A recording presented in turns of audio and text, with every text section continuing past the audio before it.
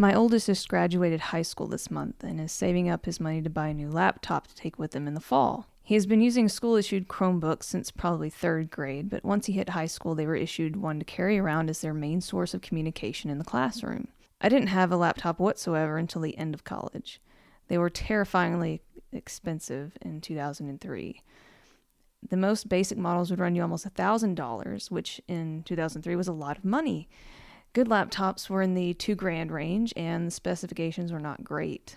This was just before horizontal screens were a thing as well. Most computer monitors had a square aspect ratio, and so did the laptops.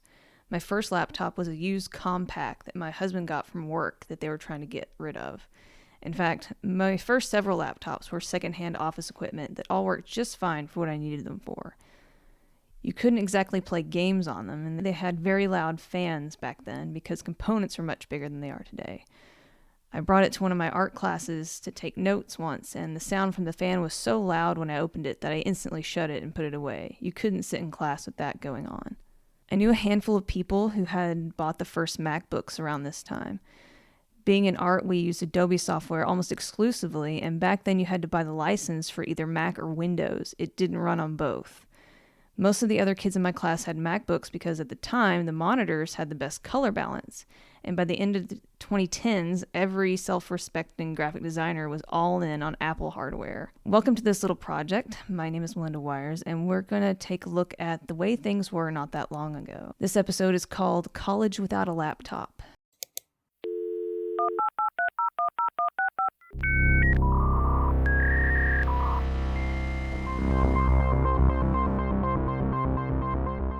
In 2002, I went to my first college-level class. I had just acquired a modern desktop computer that would allow me to run Photoshop and Illustrator and everything else I needed for school while away from the classroom. Our school had 2 kinds of computer lab at this time.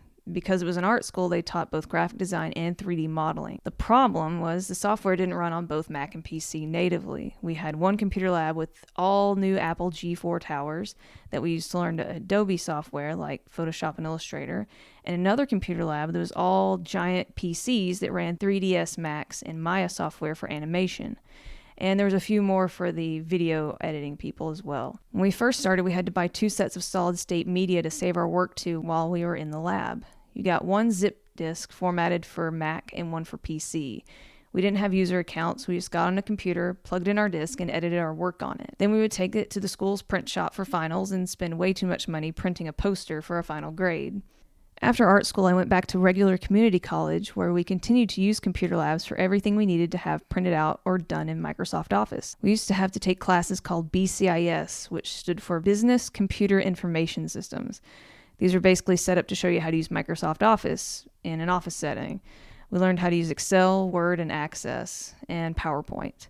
Most of us had this in high school as well, so it wasn't that difficult, but you had to have specific math classes before you could take any kind of programming class, which is why I never got to take those. Anyway, most classes didn't need anything done on the computer outside of an essay. We would have to bring it already typed up, 12-point Times New Roman, single-spaced with 1-inch margins, but it had to be printed out. You couldn't email your teacher the paper, you had to hand it in. We had basic printer at the house at the time, and I'd use that to print out essays and take it with me to class. There was no frantic rush to get the paper done by midnight and uploaded because it couldn't be sent through an email. For classes that did need extra stuff like art history, where we had to make PowerPoint presentations, we would make those on our own computers at home or in the computer lab and save them to either a floppy disk or burn CD and bring them to class. The professor would load them up on their computer in the classroom and we would look at them on the projector. Taking notes was done on spiral notebooks. I typically had a separate spiral notebook for each class that was used to write down notes as the teacher wrote them up on the chalkboard or an overhead projector. It wasn't until a little bit later in the second school where they started to have whiteboards and markers and stuff. One time in an environmental science lecture, a guy had brought a Palm Pilot with him with this cool folding external keyboard that he had set up. He had planned to use it to take notes during the lecture, but the professor took one look at it and demanded that he put his toy away. He tried to explain that what he was doing was getting ready to take notes, but the professor was adamant that he was just messing around with something or going to play games on it or something else instead, which I thought was hilarious. Other than that, nobody had laptops in class until about 2006, which is the year I graduated. And those laptops were only used in the art department to mess with pictures and photos. Not a single standard lecture room had students on laptops. I'm sure at bigger universities and in harder courses like physics or law, they had folks with them to take notes, but in a junior college and a regular private university, they weren't around.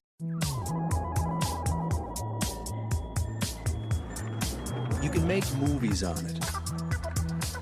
You can keep all your music on it. You can even burn CDs on it. You can keep thousands of digital photos on it. You can even organize your organizer on it. You can keep your life on it.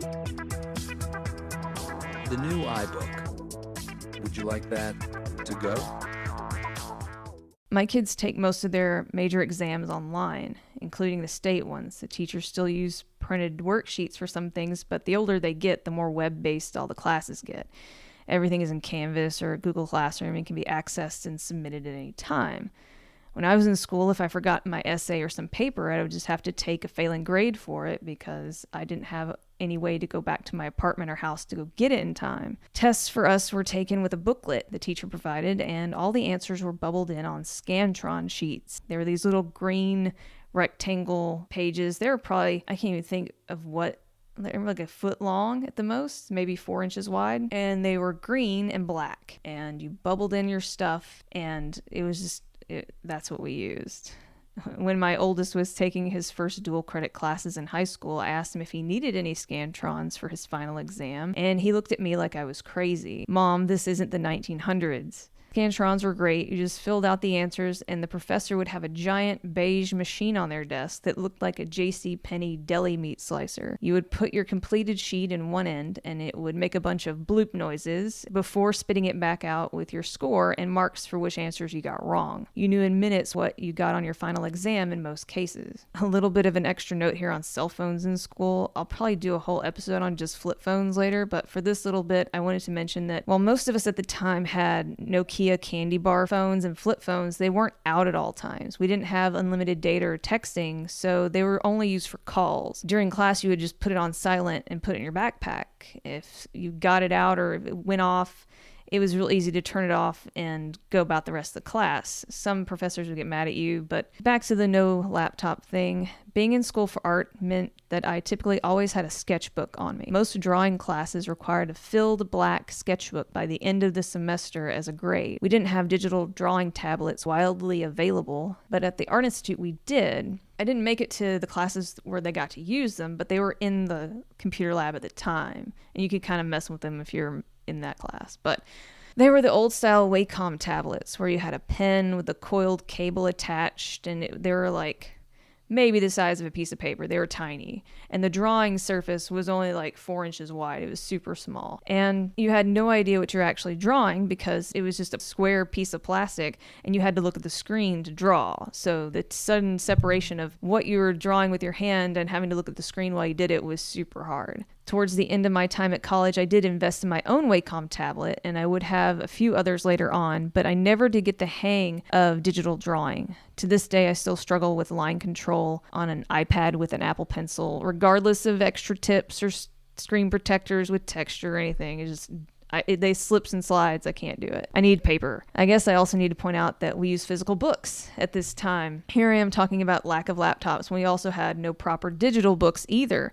Classes like psychology, government, and math all had massive 3-inch thick books you had to buy at the beginning of the semester that cost $75, and you sold it back to the bookshop for $10 when it was over. Some professors were kind enough to warn you that during the first day of class that while the school or department listed certain books for the class, they didn't require you to purchase it because whatever sections they were going to use out of that book, they would just make copies of it for you and hand it out during class. And those teachers were the best because they would save you hundreds of dollars before the class started.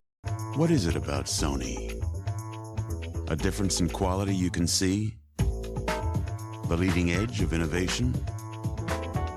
Reliability you can count on? Performance that captivates you? The Vaio PC from Sony. It has all the best of what Sony has to offer. The Sony Vaio V505 PC with optional Intel Centrino mobile technology. If you're looking for the ultimate in power and mobility, this is it. And because Sony designs Vaio computers to work with many other Sony products, it's even easier to enhance your pictures, music, and video. Order the Sony Vaio V505 PC with Intel Centrino mobile technology today. Call now or go online to get free shipping and a free printer. Sony Vaio. Everything you expect from Sony and more.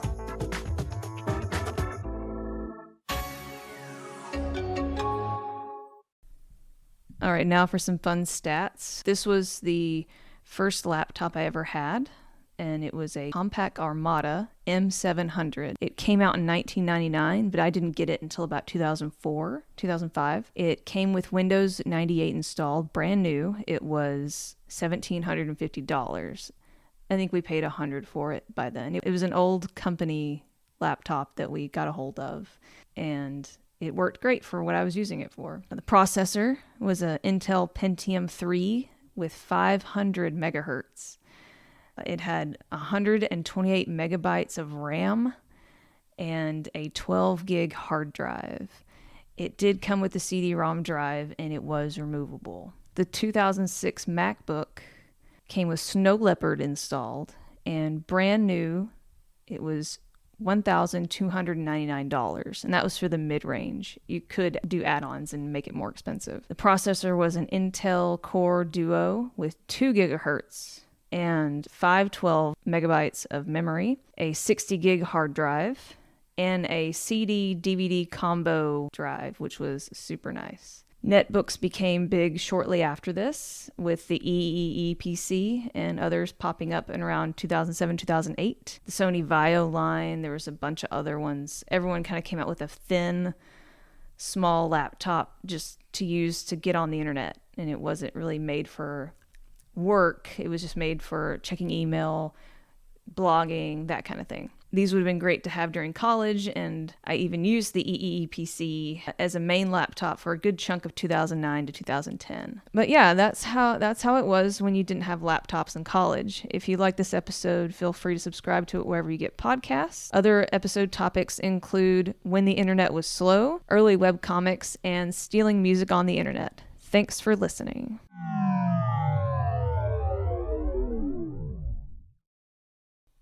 Why did it start making rocket ship noises during this episode?